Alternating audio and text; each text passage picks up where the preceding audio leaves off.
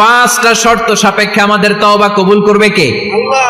তওবা কবুল হওয়ার কিছু শর্ত আছে পাঁচটা।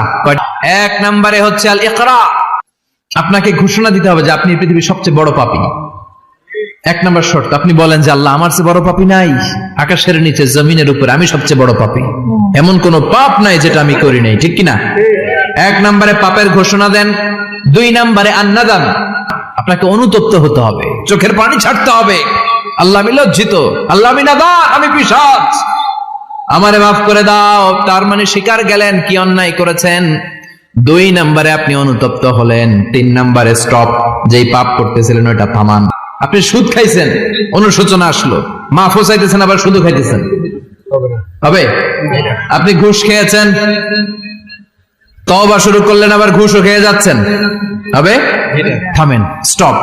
তিনটা গেল। চার number, to hate what you have done, ঘৃণা করতে হবে, যে পাপটা করেছেন মন থেকে ওই পাপটাকে ঘৃণা করতে হবে। পাঁচ নাম্বার শর্ত হচ্ছে to determine that you never repeat this sin again in your life.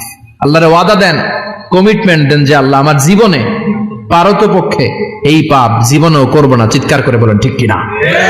তার মানে আপনি স্বীকার যান, তারপরে আপনি অনুতপ্ত হবেন, যে পাপ করেছেন থামিয়ে দিবেন, পাপটারে মন থেকে ঘৃণা করবেন, আর আল্লাহরে ওয়াদা দিবেন আল্লাহ আর করবো না। এই পাঁচটা শর্তের আলোকে তওবা করলে জীবনের সব গুনাহ মাফ করে দিবে কে?